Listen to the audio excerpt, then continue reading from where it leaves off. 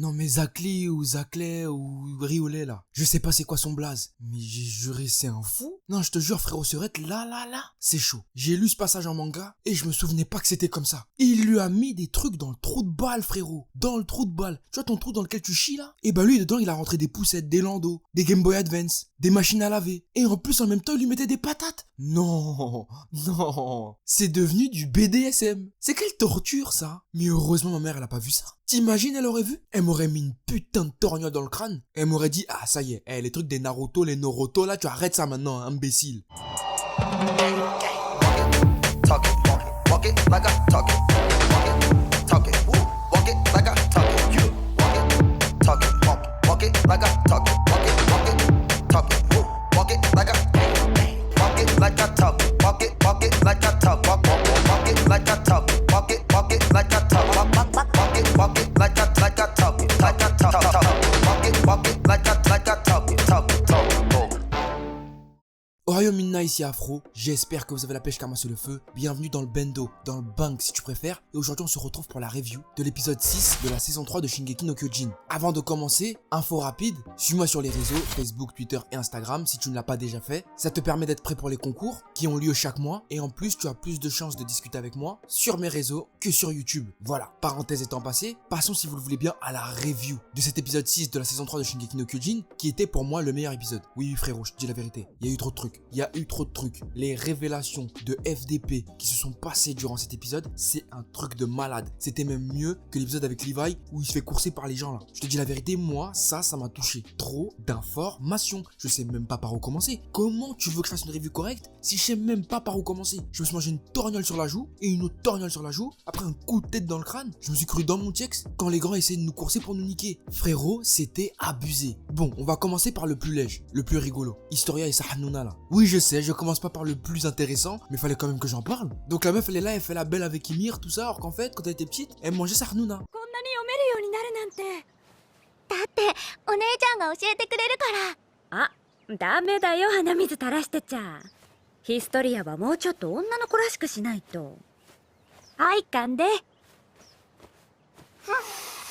おはいよくできました Et en plus, fais pas genre, tu connais pas cette énergie. On sait tous que vous avez déjà tous, autant que vous êtes là, vous tous qui regardez les reviews, les grands comme les petits, je vous vois, je vous ai vu dans votre enfance, vous avez tous goûté votre Hanouna. Et faites même pas genre. Je sais, pourquoi vous voulez cacher? Vous voulez cacher à moi, le frérot? Non, arrêtez, c'est pas possible. Vous savez tous quel goût ça a. Et maintenant vous faites genre, ah, elle a mangé sa Hanouna, arrêtez. Vous avez mangé, moi j'ai jamais mangé. Pourquoi? Parce que je suis afro, ouais. Quand afro il fait ça, même quand j'étais petit j'étais thug. Mais toi là, je sais t'as mangé. Espèce de dindon, escroc. Enfin bref, passons maintenant aux révélations. Les vraies révélations. Eren il a appris la vérité sur son daron. Mais c'était un truc de malade. C'était un truc de malade frérot. D'après ce que je comprends, ou du moins ce que j'ai compris, le fait qu'Historia et son daron touchent Eren en même temps, ça a provoqué chez lui une remontée de tous les souvenirs, de tout ce qui s'est passé.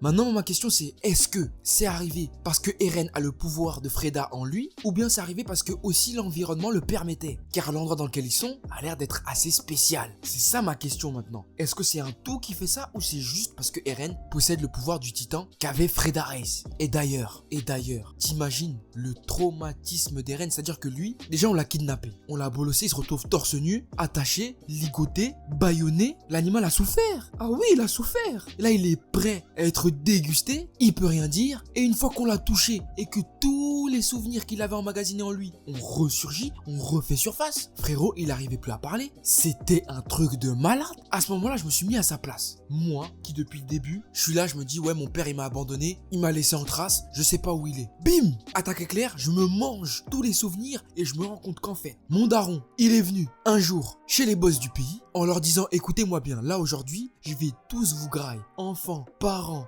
bébés, venez tous, alignez-vous là, je vais tous vous grailler avec du ketchup et de la mayo. Chicken tikka. Il est venu, il a graillé le titan de Freda, qui était à l'époque celle qui possédait le pouvoir que voulaient Reiner et Berthold. Ensuite, ce qu'il a fait, après avoir bouffé tous ces gens-là et que Rodrey se soit barré, il est retourné tranquillement dans la forêt et il s'est laissé bouffer par son fils, Mama Nangai. En gros, c'est comme s'il avait fait une transmission, un héritage. Il avait légué ce que lui n'a pas pu faire à son fils. En gros, c'est à Eren de sauver le monde là. Parce que si lui le fait pas, personne d'autre va le faire. Car je cite bien, et c'est important de bien tout noter. Tu connais Shingeki, tu sais à quel point il ne rigole pas avec les détails. Pas pareil, c'est avec son gros ventre là. Qu'est-ce qu'il a dit? Il a dit, je cite, « Je ne sais pas d'où venait ce type. » C'est-à-dire qu'on sait même pas si c'était vraiment un citoyen ou on sait pas c'est qui ce mec. Le père d'Eren là, on sait pas d'où il vient. Il a légué le pouvoir du titan originel à son fils pour que celui-ci puisse sauver les humains. Je vois pas d'autre solution. Mais maintenant la grande question, c'est que maintenant qu'Eren il sait tout ça, qu'est-ce qu'il va faire? Parce que pour les nobles, son père a commis un crime. Il est venu bouleverser tous les changements, tout ce que les nobles avaient instauré. D'ailleurs, c'est même pour ça qu'il paniquait pas. Le gros lard à qui on a mis des trucs dans le cul là, il paniquait pas en vrai. Parce qu'il s'est dit, c'est obligé à un moment, tonton Reiss il va venir et il va tous leur effacer la mémoire et tout va redevenir comme avant. Mais non, là c'est la rébellion mon pote, la rébellion. Tout le monde est vénère et personne ne veut lâcher le morceau. Et moi le truc qui m'a le plus choqué, je sais pas si t'as remarqué, mais Eren il a fermé sa gueule. Durant tout l'épisode, on l'a plus jamais entendu. Une fois qu'il a compris qu'il avait bouffé son père, mais c'était même pas sa faute en vrai, et ben il a fermé sa gueule, il était sous le choc. Le pauvre, depuis le début de ce manga, il fait que de graille. On a bouffé sa daronne. Il se rend compte que maintenant c'est lui qui a bouffé son daron. Mais Jésus-Christ, notre Seigneur, oh my God, Allah yarhamou, Papa Yeager, c'est chaud. Maintenant comment va-t-il réagir? Parce que maintenant il sait que c'est son daron qui a tué la sœur d'Historia. Et Historia, elle sait que c'est le daron d'Eren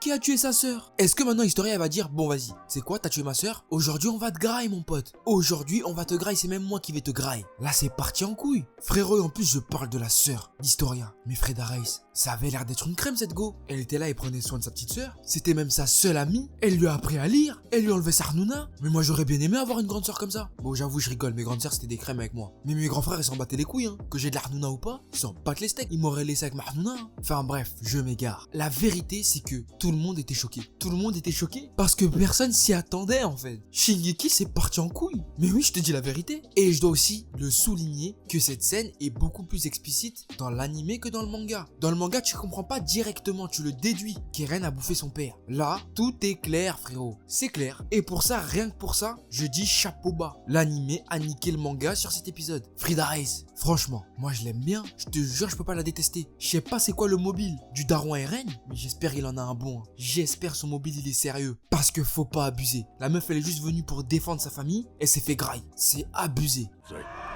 いわば無敵の力を持つ巨人だった。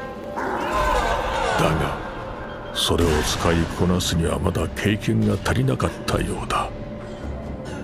フリーダは進化を発揮することなくグリシャに食われ力は奪われてしまった。 Mais si encore, tu vois, après ça, c'était les seuls trucs qu'il y avait eu. J'aurais dit bon, ok c'était cardio quand même, mais ça va. Mais à un moment, j'ai failli m'étouffer. Kenny c'est en fait l'oncle de Levi. Kenny c'est son oncle en fait. Mais Jésus, mais qu'est-ce que vous me voulez? Vous voulez quoi? Que j'arrête les mangas? Et le pire dans tout ça c'est que Levi il le sait même pas. Il le sait pas. Donc, sa sœur est partie faire le tapin, la timpe, la fille de mauvaise vie. Elle est partie se faire écarter le trou de balle. Elle aussi, par des gens là-bas là. Et elle a pondu un gosse, Levi, que Kenny a récupéré et a formé. En mode ils se connaissent pas. Mais lui dans sa tête ça doit être le feu. T'imagines? Il se bat contre quelqu'un de sa famille et il doit le tuer. C'est un truc de malade quand même. En être à ce degré de je m'en bats les couilles pour pouvoir tuer un gars de sa famille, c'est un délire. Sachant bien que les deux sont des Hackerman. Et les Hackerman en fait, à l'ancienne, c'était des gens qui n'étaient de 1 pas affectés par le pouvoir du roi et qui en plus étaient leurs gardes rapprochés parce qu'ils avaient des techniques secrètes, des Oogie. C'était genre les Uchiwa du game. Je t'en ai déjà parlé en plus. Je t'en ai déjà parlé, c'est exactement comme les Uchiwa frérot. Ils sont chauds et à un moment on a tous voulu les éradiquer parce que le pouvoir ne marchait pas sur eux. Tu vois ou pas? Exactement comme les Uchiwa. Mais bon, on est d'accord, les Uchiwa eux ils voulaient se rebeller. Mais t'as compris le délire, c'est un peu pareil. Et c'est une dinguerie, ça veut dire que en fait là, dans Levi, Mikasa et Kenny, ils ont un pouvoir latent qui sommeille en eux, genre un SSJ2, et une fois que c'est trop pour eux, ils peuvent le péter. Mais moi j'ai envie de voir c'est quoi le truc de Levi. J'ai envie de le voir niquer des mères avec son SSJ2. Oui mesdames et messieurs, oui je veux ça. Y'a que ça qui m'intéresse. Ou j'irais même plus loin, une libération du potentiel de Kaioshin. Oui, je suis parti en couille, oui, c'est bon, arrêtez, c'est bon, ça va. Vous partez jamais en couille, vous? Ouais, genre vous êtes des saints, genre vous partez jamais en couille, genre jamais vous vous prenez la tête et tout. Vous êtes les meilleurs, vous, de toute façon. Hein. Mais non, je rigole. En tout cas, cet épisode était une dinguerie monumentale. Sachant bien qu'à la fin de celle-ci, ça va se taper. Tout le monde est prêt à aller se taper. Levi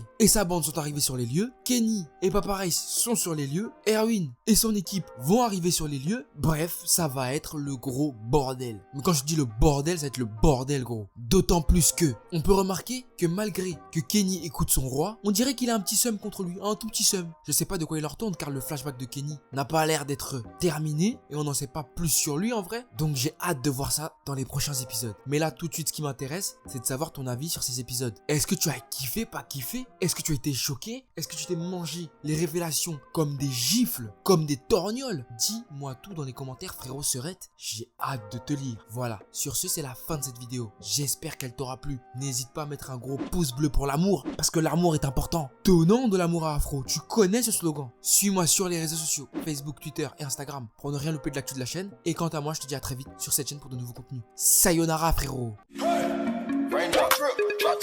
Smoking, no cooking, the hot pot. Fucking on your bitch, yeah, that. Cooking up dope in the crock pot. We came from nothing to something, nigga. I don't try nobody, grip the trigger. Call up the gang and they come and get gang. Call me a river, give you a tissue. It's bad and bullshit, bad. Cooking up dope with a Uzi. My niggas are savage, ruthless. We got better than 100 rounds too. My bitch is bad and bullshit, bad. Cooking up dope with a Uzi. My niggas are savage, ruthless. We got better than 100 rounds too.